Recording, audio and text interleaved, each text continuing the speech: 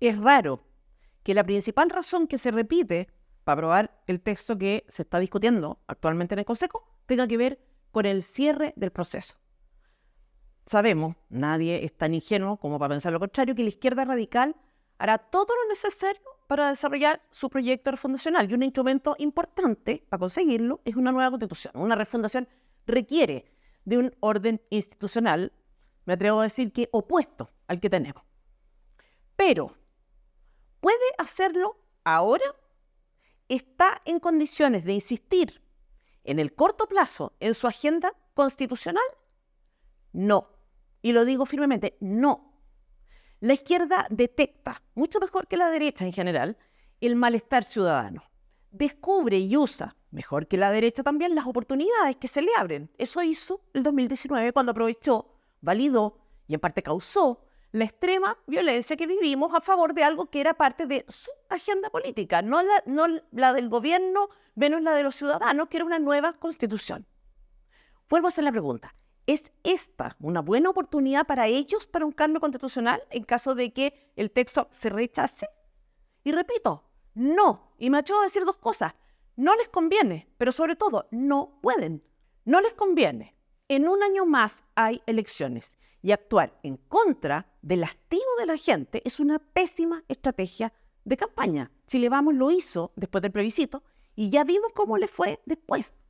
Es más, en la elección de consejeros, las opciones que se identificaron con el rechazo al segundo proceso constituyente, es decir, republicanos, el Partido de la Gente y los nulos y blancos, alcanzaron un 54% de las preferencias.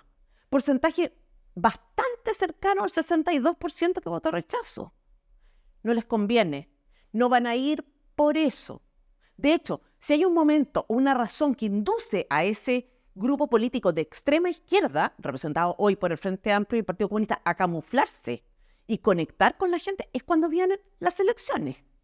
Es ahí donde cambian el discurso, si hace falta, para representar el sentido común. Así ganó Boric, de hecho, la segunda vuelta presidencial, con el discurso de José Antonio Kast. Pero hay más.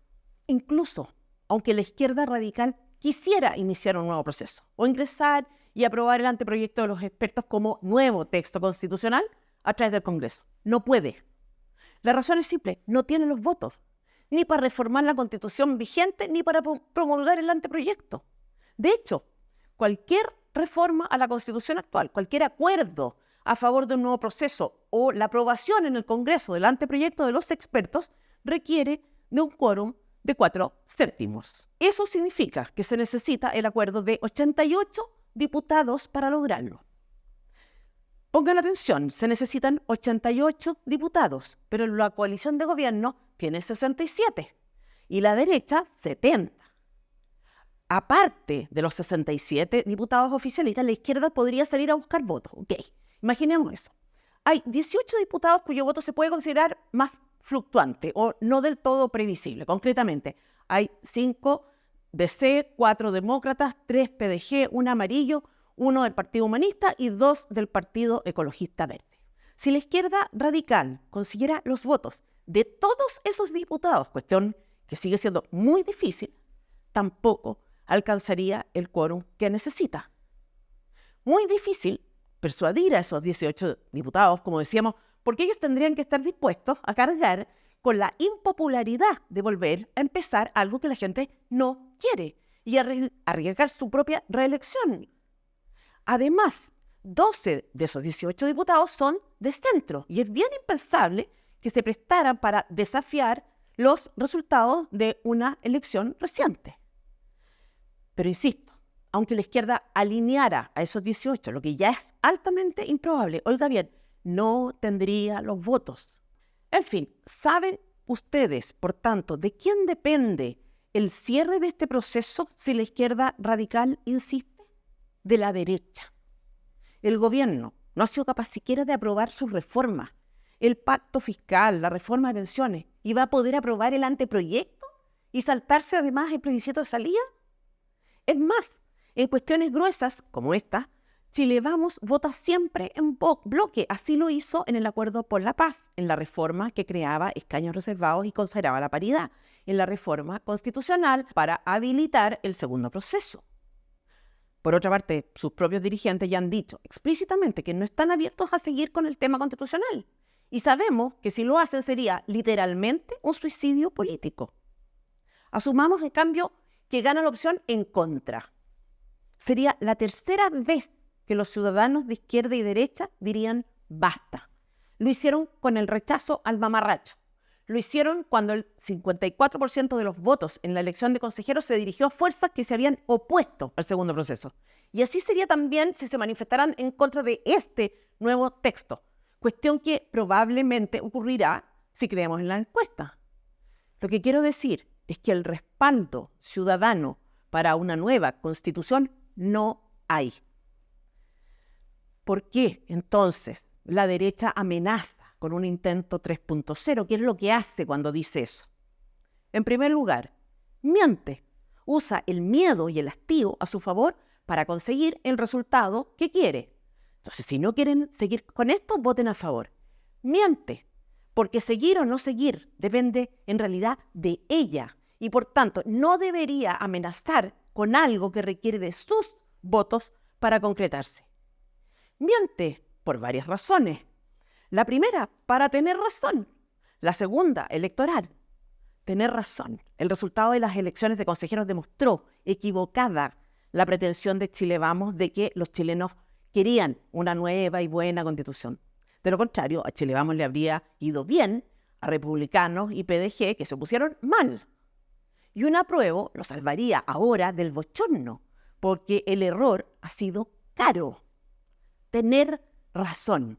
Importante también para Piñera, que intenta salvar su legado y eludir el hecho de que entregó nada menos que la Constitución. Miente la derecha para tener razón, pero también como parte de una estrategia electoral. Ganar esto sería ganar la presidencial. Esta es la premisa absurda, a mi juicio, porque significa ser autor del texto que el gobierno seguramente se daría todo el tiempo que le queda para responsabilizar de cualquier problema que surja. Estrategia electoral. De hecho, ¿alguien oyó de parte de la derecha, cualquiera que sea, críticas serias al anteproyecto? Ninguna. Si es tan malo, que lo es, ¿por qué no dijeron nada antes?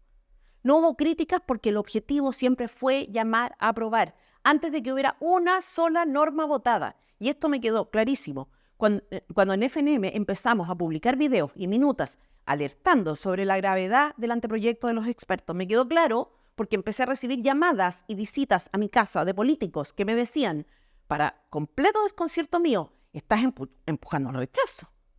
¿Qué les dije? Estoy advirtiendo de algo que estimo malo para el país. Si eso pasa por rechazar, obviamente lo voy a hacer. Después de ver si son capaces de hacer cambios importantes. ¿Quieres estar del lado de Pancho Malo? Esto me lo dijeron a mí en la cara, antes de que hubiera una sola enmienda presentada y obviamente no se hubiera realizado una sola votación. Por eso, siempre fui muy escéptica respecto al proceso, porque vi en primera persona que la decisión tomada era un a favor a todo evento, aunque públicamente nadie lo reconociera, como es obvio. Lamentable ver cómo se repite la historia y cómo nos olvidamos de lo evidente. Si hay que elegir entre tener a la izquierda en el poder gobernando con nuestras ideas o llegar nosotros para hacer lo que ellos quieren, no deberíamos perdernos. Y esto no se trata de renunciar, sino de entender que el precio de ganar no puede ser el de sacrificar lo fundamental. Pero hay algo más grave, gravísimo, que hace la derecha cada vez que amenaza con un tercer intento. Aparte de que miente, porque da a entender que ella sería mera observadora de un escenario como ese, lo cual, en mi opinión, es suficientemente doloso, sienta las bases para que eso así ocurra, le da piso al relato para que éste sea usado en el largo plazo. Una frivolidad más de su parte. La izquierda no se rinde, pero hoy no tiene poder. Desde el primer minuto seguramente cuestionará la legitimidad democrática del proceso. Lo hará si el texto se aprueba, para cambiarlo en el futuro, si se rechaza, para insistir cuando llegue el momento por un proceso nuevo. también dará por fracasadas las ideas de derecha, si se rechaza, lógicamente, y si se aprueba, asociará artificialmente cualquier problema social a las normas que no le gustan. Pero en lo inmediato, no hay razón para temer en el sentido de un intento 3.0. De hecho, estas declaraciones que seguramente hará la izquierda serán solo el precedente que esa ultraizquierda querrá sentar en orden a retomar el asunto cuando sea verdaderamente oportuno y viable hacerlo, que no es ahora. El argumento de la estabilidad es también muy engañoso. Todo está en manos de la derecha y un nuevo texto solo abre incertidumbres nuevas. ¿Cuántos de ustedes saben que varias de las normas aprobadas obligan al presidente a enviar al menos 30 proyectos de ley para que se hagan ajustes o se implementen tales o cuales normas? Y que eso significa seguir con discusiones constitucionales, ahora en el Congreso, pesadilla de vuelta. Porque una nueva Constitución obliga esas discusiones, tanto en el poder legislativo como en el judicial, para entender cuál es el sentido, alcance y la interpretación de lo aprobado. Solo un ejemplo, la norma de contribuciones mandata al presidente a enviar un proyecto de ley. El proyecto de ley debe discutirse. La norma, en principio, debería materializarse en 6 años. En el intertanto puede, qué sé yo, que el plazo para su materialización aumente o la gradualidad llegue a tal punto que al final sea letra muerta. O puede que no lo sabemos, pero que se abren espacios de incertidumbre es un hecho. Para la policía transfronteriza se requiere de otra ley y más o menos 5 años antes de que se implemente, etc. ¿Queremos esto? Porque esto tiene costos. El tiempo que se le destina a una cosa se le quita a la otra. ¿Queremos seguir viendo a la clase política profundizando la crisis de desconexión entre lo que ella hace y los chilenos quieren? ¿O más bien perentoriamente necesitan?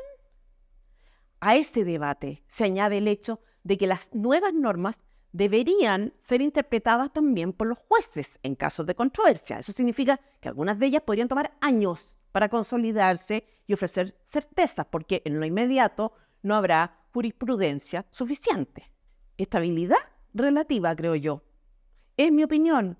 Obvio, y tal como reiteradamente hemos dicho, respeto la contraria, pero discutamos en serio y con franqueza. Desde el punto de vista de la izquierda, además, ¿qué es más fácil en orden a su relato de que es fundamental tener una nueva Constitución? ¿Seguir con la cantinela de un discurso desgastado y carente de credibilidad o crear un nuevo fantasma, el de la Constitución de la ultraderecha o de Kast?